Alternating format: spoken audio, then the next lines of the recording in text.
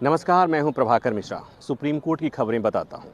आज supreme court में देशद्रोह मामले की सुनवाई होनी थी। देशद्रोह कानून जो आईपीसी में सेक्शन 124 ए में दिया हुआ है, इस कानून को सुप्रीम कोर्ट में चुनौती दी गई है, ये कहते हुए कि आज़ाद भारत में इस कानून की अब कोई ज़रूरत नहीं, इस कानून का दुरुपयोग हो रहा है।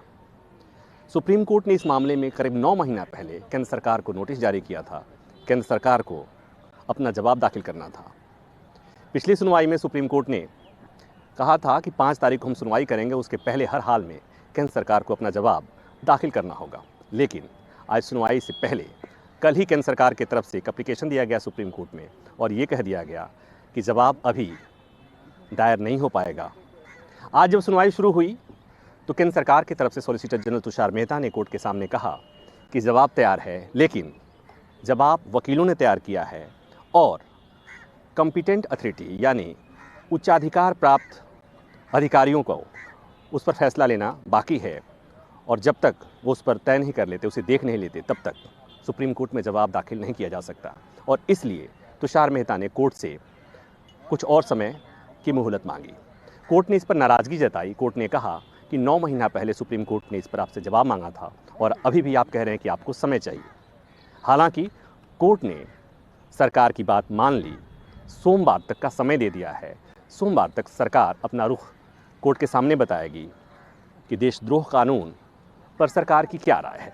लेकिन इस बीच सुप्रीम कोर्ट में कुछ ऐसे सवाल आए जो जानना महत्वपूर्ण है।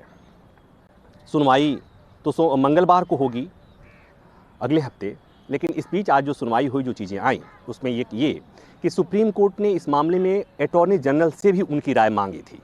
अटॉर्नी जनरल के वेणुगोपाल आज पेश हुए, लेकिन वो भारत सरकार के वकील की तरफ पेश नहीं हुए, वो अटॉर्नी जनरल के तौर पर पेश हुए और उन्होंने कहा कि उन्हें लगता है कि आईपीसी की धारा 124 ए, जो विवादों की धारा के तौर पर उसे जाना जाने लगा है आजकल, देशद्रोह कानून या राजद्रोह कानून, उसकी ज़रूरत है, ऐसा अटॉर्नी जनरल ने कहा।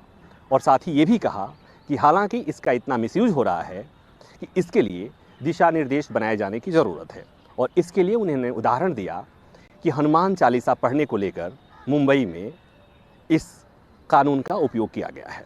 तो ये दरअसल वो बताने की कोशिश कर रहे थे कि क्यों देशद्रोह कानून के लिए दिशा निर्देश बनाए जाने की ज़रूरत है।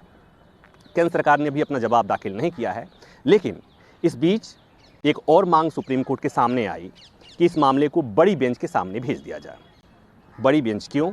इसलिए कि 1961 या 62 में एक सुप्रीम कोर्ट का फैसला आया था, केदारनाथ सिंह बनाम भारत सरकार, वो देशद्रोह से जुड़ा हुआ मामला था। उसमें सुप्रीम कोर्ट ने फैसला दिया था कि सुप्रीम कोर्ट ने इस कानून के पक्ष में फैसला दिया था और साथ ही साथ कोर्ट ने एक बात और कही थी कि अगर किसी के बोलने से, किसी के लिखने से या किसी के संकेत से कहीं हिंसा की स्थिति पैदा नहीं होती है तो केवल कहने मात्र से उस व्यक्ति के खिलाफ ये कानून की धारा नहीं लगाई जा सकती।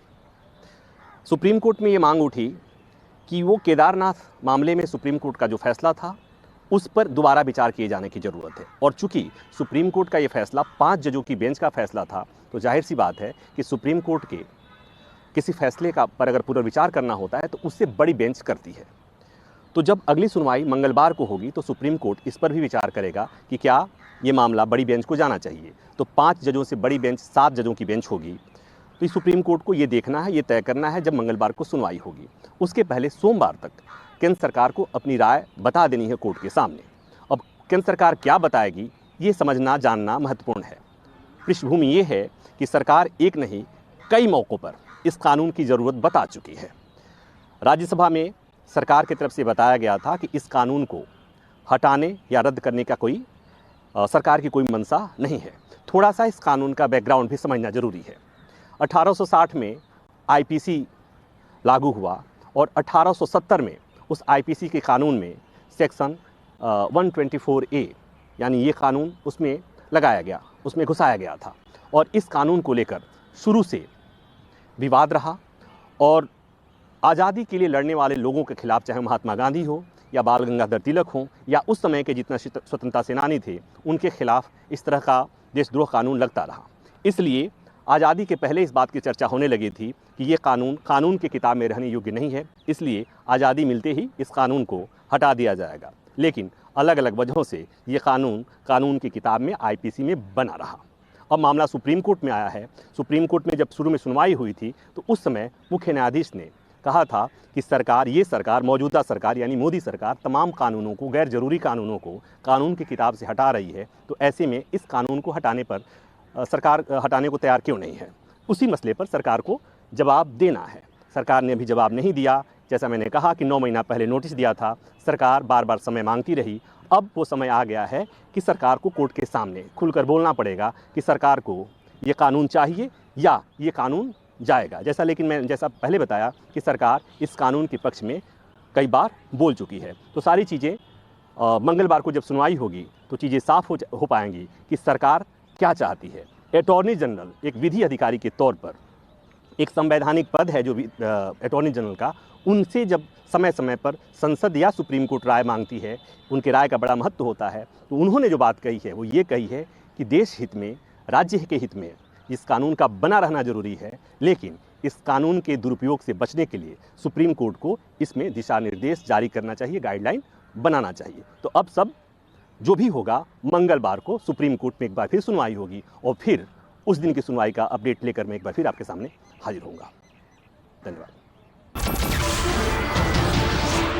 नमस्कार, मैं हूं मानक गुप्ता। अगर आपको हमारा ये वीडियो पसंद आया हो तो इसे लाइक और शेयर जरूर करें और हाँ, हमें सब्सक्राइब और फॉलो करना ना भूलें ताकि आप देश और दुनिया की कोई खबर मिस ना करें। तो जुड़े रहिए हमारे साथ और देखते रहिए News 24।